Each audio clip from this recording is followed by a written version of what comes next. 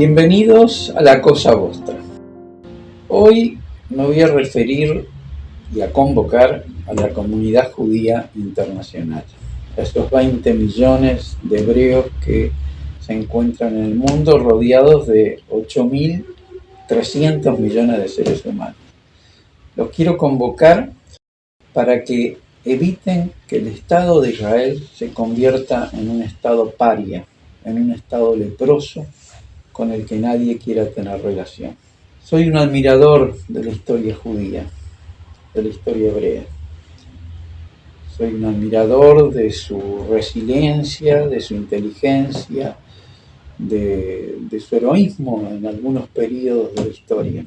Es increíble que 20 millones de seres humanos en medio de 8.300 millones de humanos hayan producido genios como Spinoza, como Marx, como Rosa Luxemburgo, como Proust, como escritor, un gran escritor, Proust, Kafka, un periodista como Pulitzer, acordémonos de los premios Pulitzer, músicos como Rossini, Johann Strauss, Mahler, alguien como Freud, por ejemplo, que cambió la historia de la psicología moderna, como Einstein, que superó a la ciencia y la llevó a planos increíbles. Y todo eso, y muchos más. Trotsky. El 50% de los dirigentes de la revolución rusa que derrocó el zarismo eran judíos, hasta la muerte de Lenin. Después eso cambió porque lo fueron eliminando. Por eso quiero dirigirme con todo respeto a la comunidad judía internacional, para que ese prestigio bien ganado de esa estirpe hebrea no se vea reducido en su estado a un estado paria, un estado leproso, con el que nadie quiere tener relación. Y no lo digo yo, lo dijo el ex jefe de defensa, Yair Golan, de las Fuerzas Armadas de Israel, que dijo que con este genocidio el Estado de Israel se va a convertir en un estado paria al estilo de Sudáfrica, y que no puede ser que haya un gobierno que quiera exterminar a una población, que mate bebés, que quiera despoblar a una población. Y también lo dijo el ex ministro de Defensa de Israel, Moshe Yaalon, que dijo que todo esto se está haciendo para conservar el poder. El Likud quiere conservar el poder. Sin embargo, yo creo que hay tres objetivos en este genocidio. El primer objetivo es recuperar para el Gran Israel, para el Eretz Israel, la Franja de Gaza. El segundo, la limpieza étnica, que todos los pobladores gazatíes se vayan a otras tierras. Y el tercer objetivo, o quizás el primero, evitar que el corrupto Benjamín Netanyahu vaya a la cárcel. Es decir, que no es solo conservar el poder, sino también avanzar hacia ese sueño sionista del Eretz Israel. Estamos hablando de genocidio, pero no lo decimos nosotros. Hay ya 50.000 civiles indefensos, desarmados, la mayoría mujeres y niños, muertos por las balas, más los que están bajo los escombros, que no sabemos cuántos son. Pero ahora hay una nueva metodología en esta guerra de exterminio, que es la muerte por hambre, sed y enfermedades. Es un método de exterminio inteligente, porque además la enfermedad tiene una prensa menos negativa que la muerte por balas y bombas, y por eso lo están ejecutando así. Era una vieja usanza antigua de exterminio que se está aplicando ahora. Y por eso estamos hablando de genocidio. Y no lo decimos nosotros, lo dice la Corte Penal Internacional. Todo esto que está ocurriendo de una manera salvaje, impensable, está aislando al Estado de Israel en una forma que inimaginable. No podíamos pensar este aislamiento internacional hace unos años. Cuando pensamos en el Estado de Israel, el Estado más democrático de la región, con Ben Gurión, con Golda Meir, con Simón Pérez, con Isaac Rabin. Eso todo ha desaparecido como por arte de magia. Hoy hay un aislamiento total. El Partido Laborista israelí perdió las elecciones, perdió el poder. Hoy está el Likud, la ultraderecha israelí, y algunos grupos religiosos, porque hay grupos religiosos que también están en desacuerdo con esta masacre. Mi admiración por el pueblo judío no es solo por su inteligencia. Ya hemos visto, hemos dado nombres realmente de genios que han producido siendo tan poca su población. No, también tengo una admiración por su valentía. Acordémonos de los macabeos, acordémonos de Masada, acordémonos del gueto de Varsovia, que fue aniquilado por las fuerzas alemanas y que llevó al comandante del ejército alemán a decir públicamente que nunca se había imaginado un heroísmo hebreo como el que de la resistencia del gueto de Varsovia. Pero además hay una admiración por su resiliencia. La verdad que desde la caída del reino de David, que comenzaron las invasiones, resistieron las invasiones egipcias, resistieron las invasiones babilónicas, las alejandrinas, también resistieron a los sarracenos y a los persas. Pero después de todo eso, después del año 70 de nuestra era, después de Cristo, cuando Tito, el hijo de Vespasiano, arrasó Jerusalén y mató a casi 1.000.000 de judíos, a partir de ahí comenzó una persecución en casi todo el mundo hasta el año 1945. Las persecuciones ya las conocemos, las persecuciones no solo de los romanos, sino también de otros pueblos, y además que las persecuciones de la Inquisición, las persecuciones de la primera cruzada, no las otras cruzadas, pero la primera cruzada fue terrible contra los judíos. Y bueno, y lo que pasó en 1648 en Polonia, ¿no? El exterminio de los judíos en Polonia en 1648. Y no hablemos del holocausto del nazismo en la Segunda Guerra Mundial.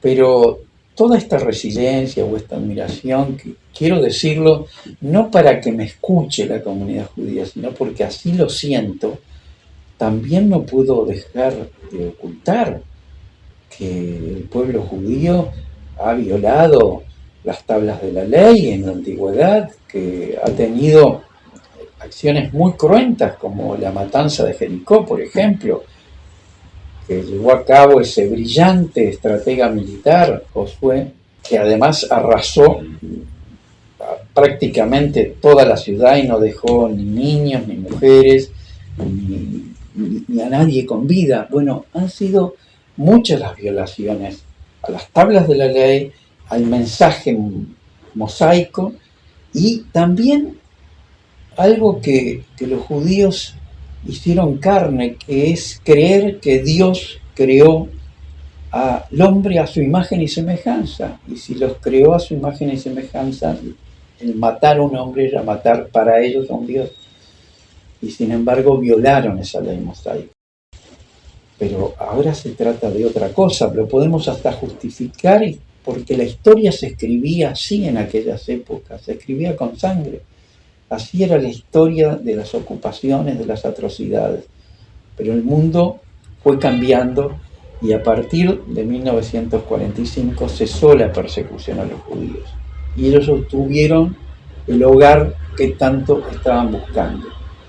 Pero ojo, el hogar era la partición de Palestina. No era la Palestina para los hebreos, era la Palestina para los palestinos que habitaban ahí, y para los judíos eran los dos estados. El protectorado británico, cuando parte Palestina, la parte en dos porque aprueba la existencia de dos estados que deben coexistir entre sí. Y así lo aprobó la Asamblea General de las Naciones Unidas. Hoy el gobierno israelí no acepta los dos estados, aunque el clamor mundial es la aceptación de los dos estados. El otro argumento para oponerse a los dos estados es el argumento de la antigüedad. sostiene este gobierno, nosotros ocupábamos este territorio. Pero ese es un argumento falaz, porque ese territorio fue ocupado también por la fuerza. Antes vivían cananeos, vivían otras tribus, y las tribus del reino de Judá y del reino de Israel las ocuparon por la fuerza. Es como si nosotros dijéramos que Roma reclame Grecia porque ocuparon Grecia durante muchos años y después la perdieron. Digo, ese argumento no tiene entidad. Por lo tanto, lo único que puede prevalecer acá es la existencia de dos estados, que la mayoría del mundo civilizado es lo que está planteando, y yo creo que también la mayoría del pueblo de Israel. Pero vayamos a ver cómo es la situación hoy. Nos encontramos un Estado de Israel y un gobierno israelí que tiene la fuerza bélica más poderosa de la región.